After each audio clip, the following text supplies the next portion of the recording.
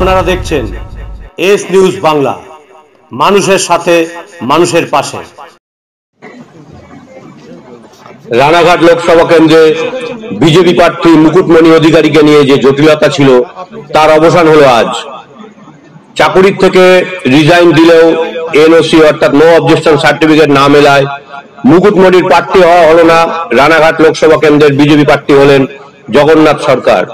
নদিয়া রানাঘাট থেকে সুব্রত কুমার চ্যাটার্জির report, S news Bangla. আমরা শেষ অবধি আশা মুকুটমণির ওপরই রেখেছিলাম যে তিনি এনওসি শেষ মুহূর্তে পাবেন, আইনের মাধ্যমে হয়তো পাবেন, কিন্তু তিনি যখন সংশয়ের জায়গায় লাস্ট ডেটে এসে গেছে, হঠাৎ করে দল আমাকে সেই জায়গায় যাতে এই সিটে শূন্য না হয়, বিজেপির প্রার্থী থাকে, সেই দায়িত্ব আমাকে দিয়েছে।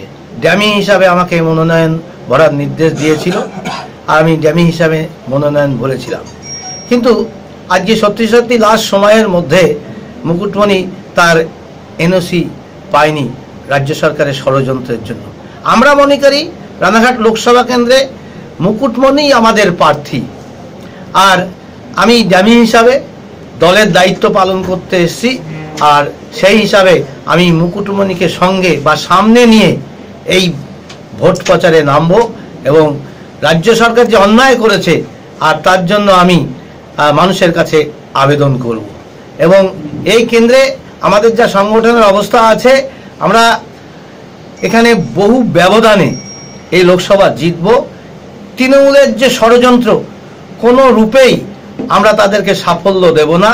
এক্ষেত্রে সাফল্য পেলে ভারতীয় জনতা পার্টি জিতবে এবং বাংলার মানুষ তথা রানাঘাট লোকসভা কেন্দ্রের মানুষ সার্বিকভাবে চাইছে নরেন্দ্র মোদীর নেতৃত্বে দেশ এগিয়ে যাচ্ছে, আর একবার মোদী সরকার হোক এবং ভারতবর্ষ বিশ্বের বুকে শ্রেষ্ঠত্বে প্রতিষ্ঠা পাক।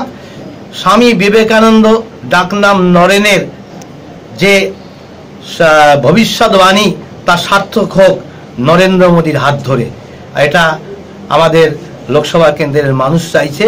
এখানে একদম ঘূর্ণিঝড়ের মতো তৃণমূল উড়ে যাবে এবং সবচাইতে বেশি ব্যবধানে রানাঘাট লোকসভা জিতবে, এটা আমাদের বিশ্বাস, আর সেটা মুকুটমণির নেতৃত্বেই জিতবে। এই ভোটে আপনার মতুয়াদের কেমন সাড়া পাচ্ছেন?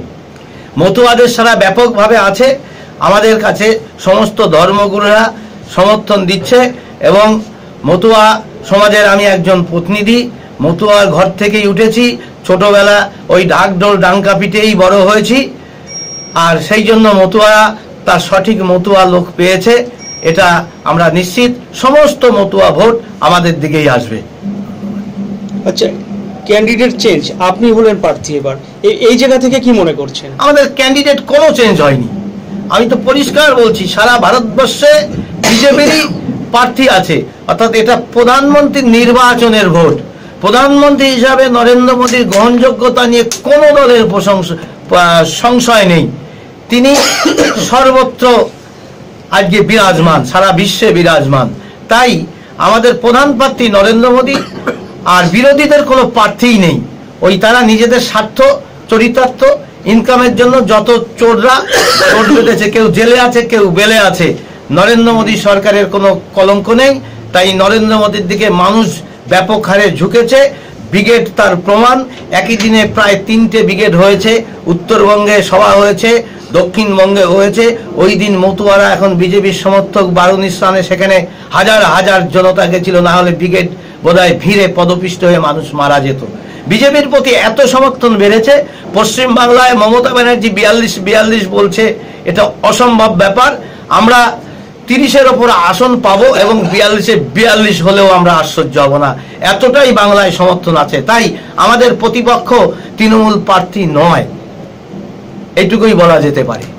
তবে এখন বিজেপির নতুন প্রার্থীর নাম কি?